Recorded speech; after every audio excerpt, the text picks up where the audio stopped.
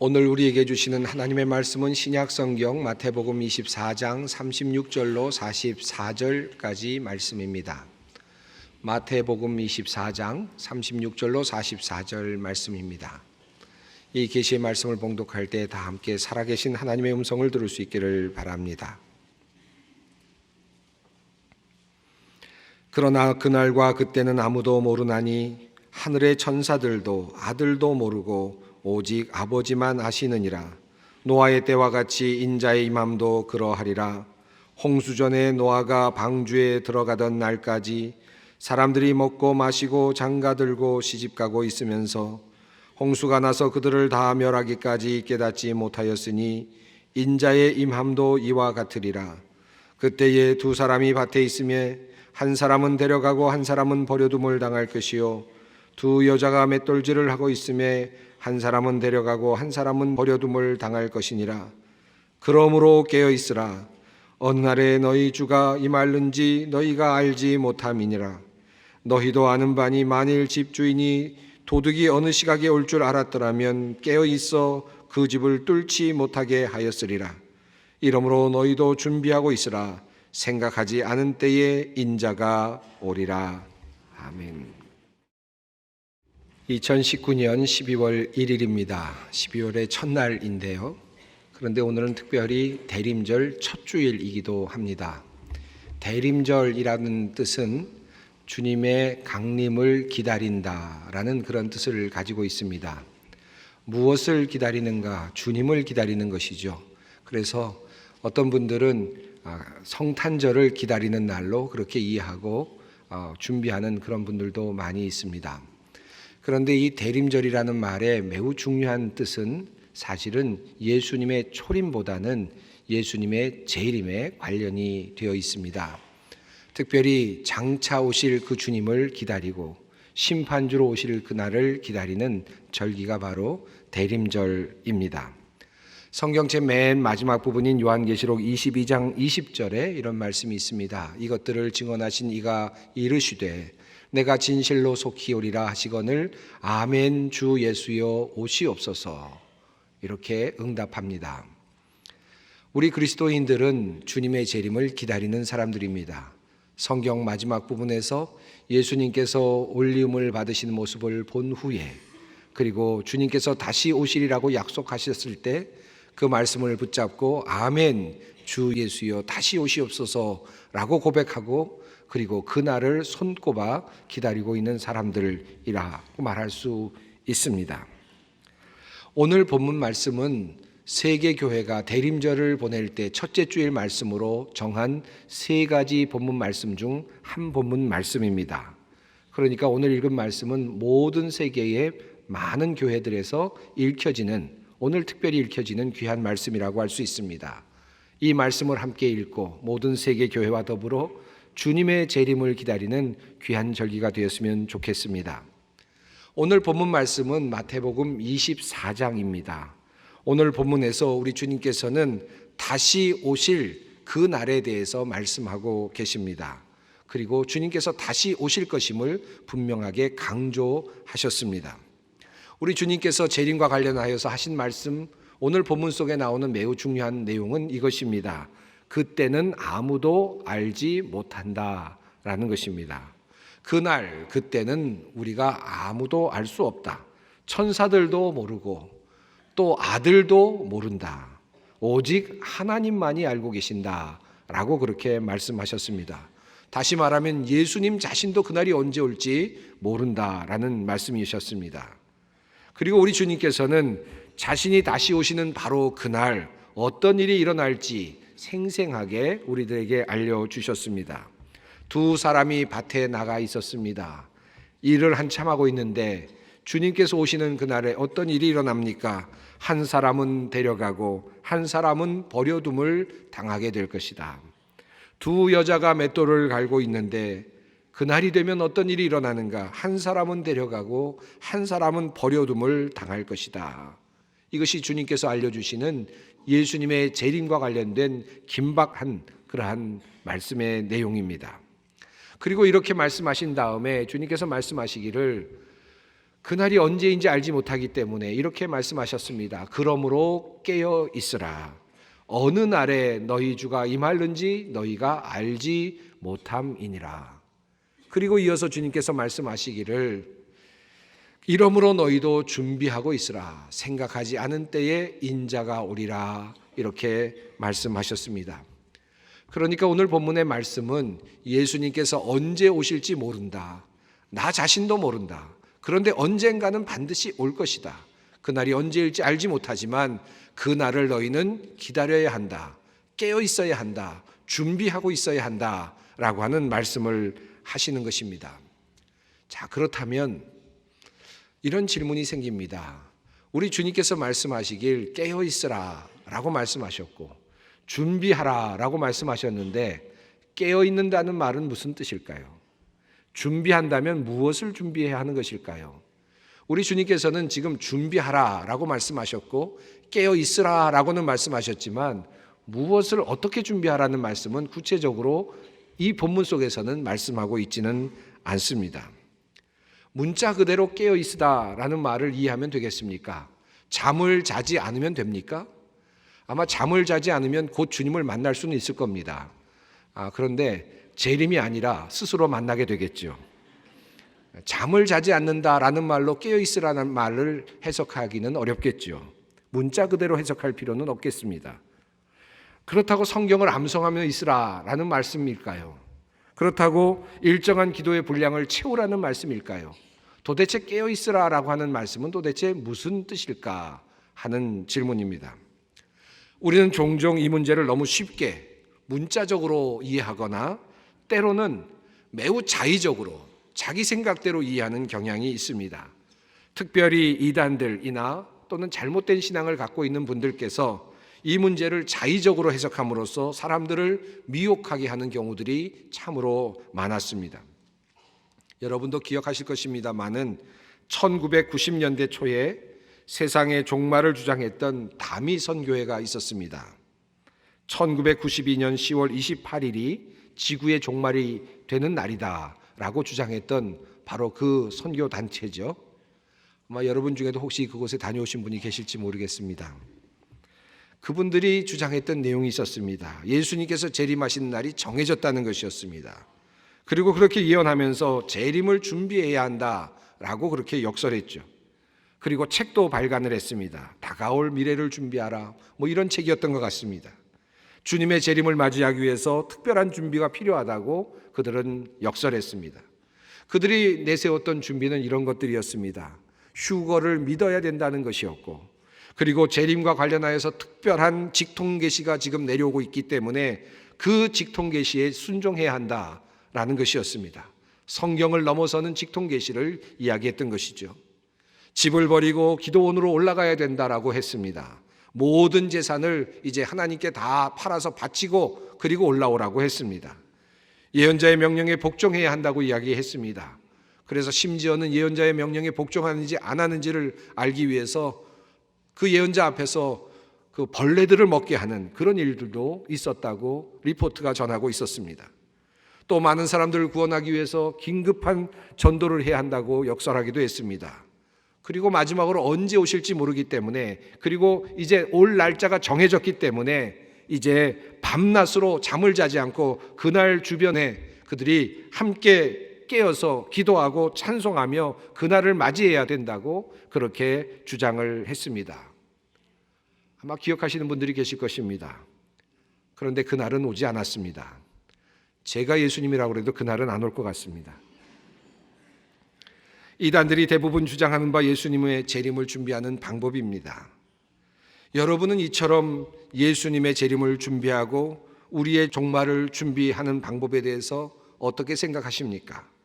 이것이 과연 옳은 방법입니까? 어떻게 하는 것이 깨어있는 것입니까? 어떻게 재림을 준비하는 것입니까?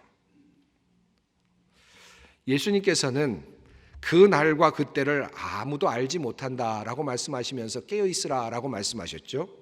그리고 나서 이후에 다른 이야기들을 몇 가지 하셨습니다.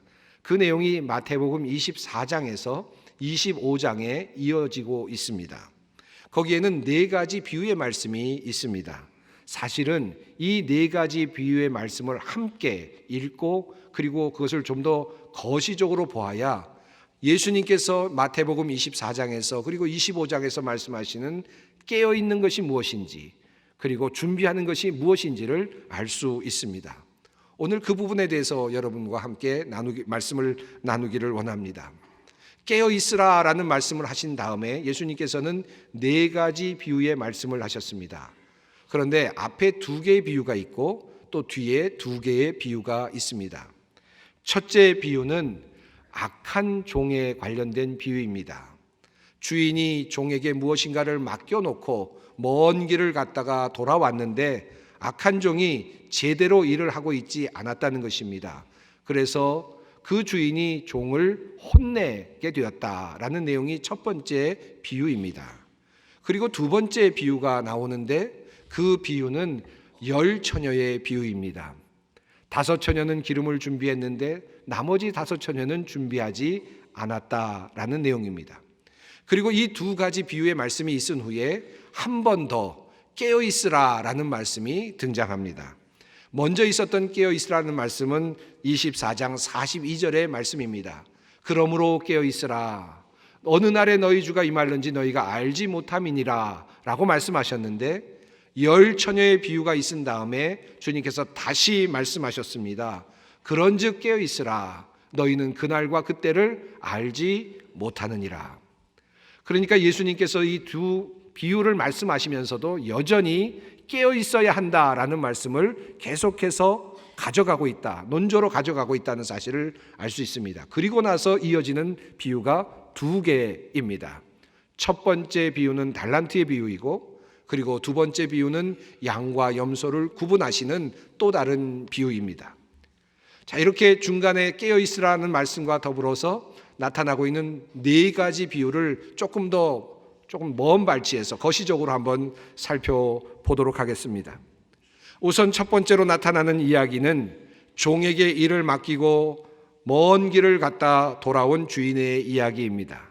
이 이야기에서 중요하게 다루어지는 내용은 주인이 더디 오리라 생각하였던 종들에 있습니다.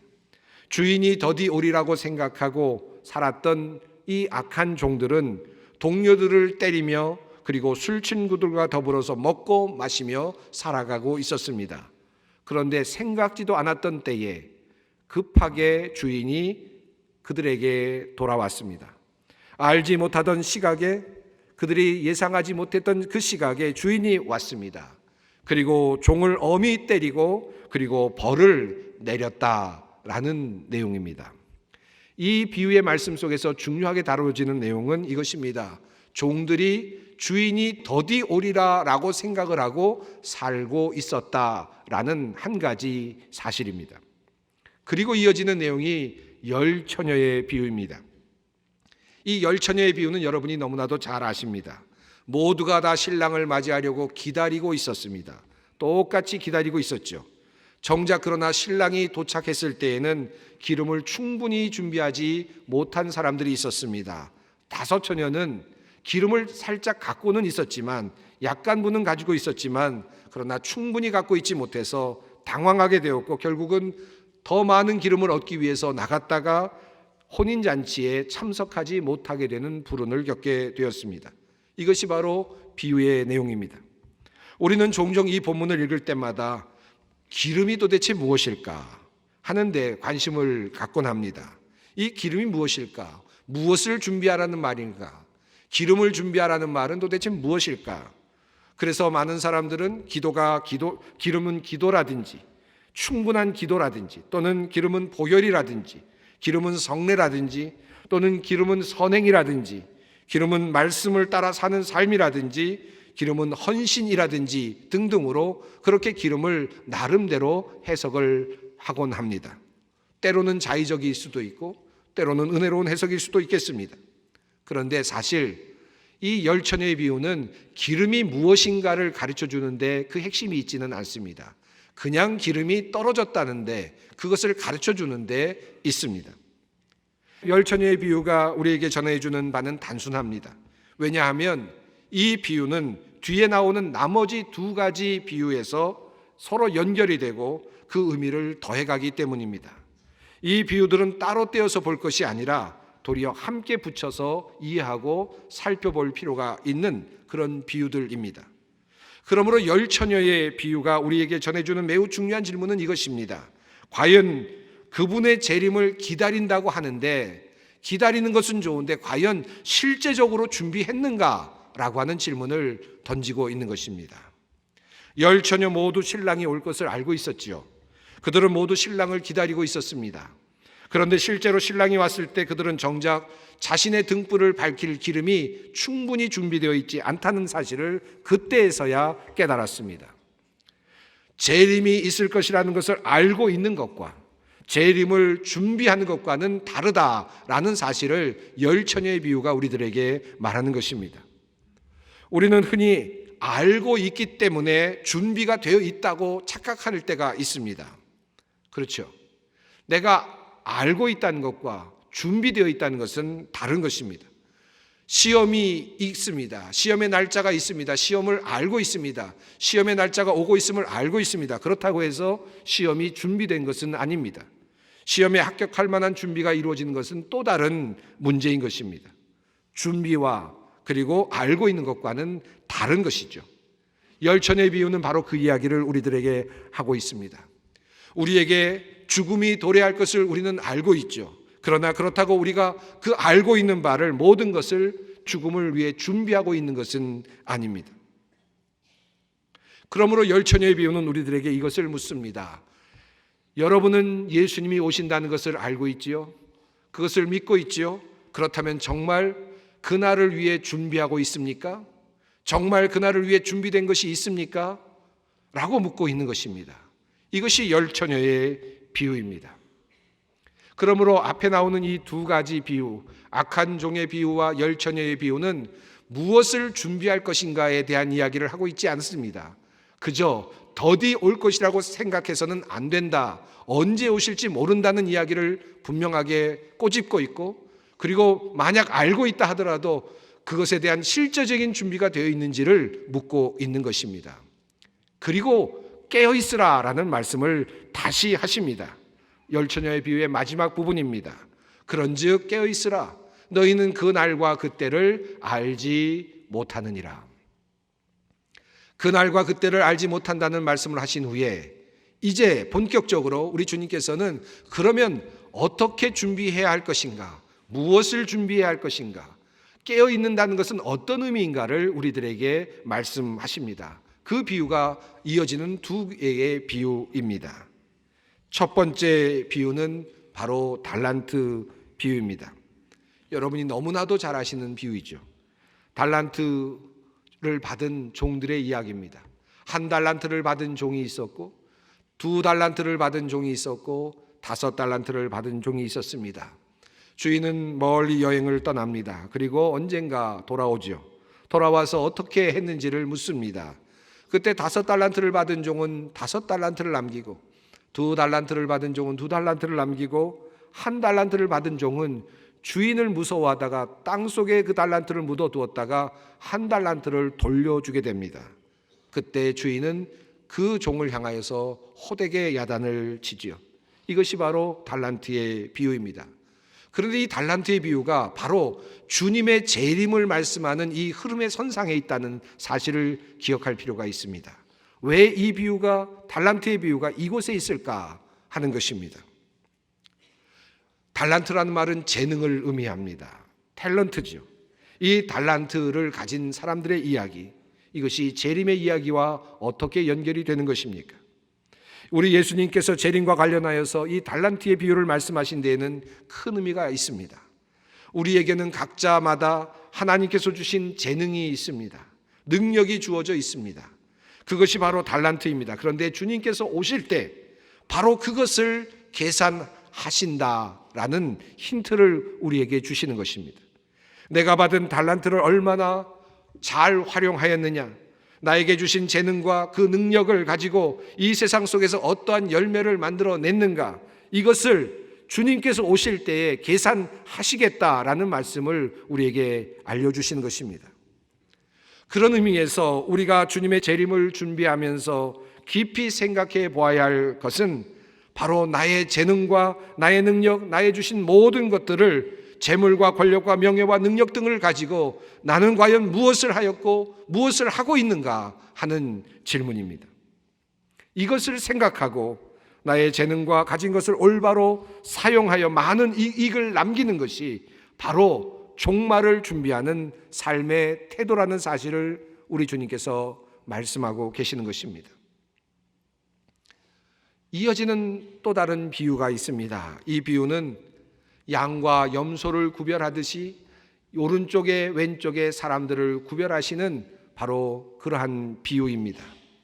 예수님께서 재림하신 후에 사람들을 오른쪽과 왼쪽으로 구별하여 세우십니다. 양과 염소를 구별하여 세우듯이 그렇게 세우셨습니다. 그렇게 구별하시는 방법을 우리 주님께서는 비유를 통해서 말씀하셨습니다.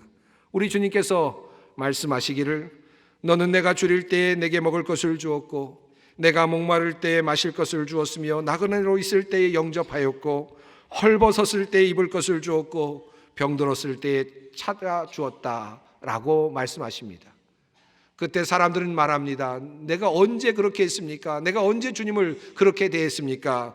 그때 주님께서 말씀하시길 지극히 작은 자에게 한 것이 나에게 한 것이라고 주님은 말씀하셨습니다.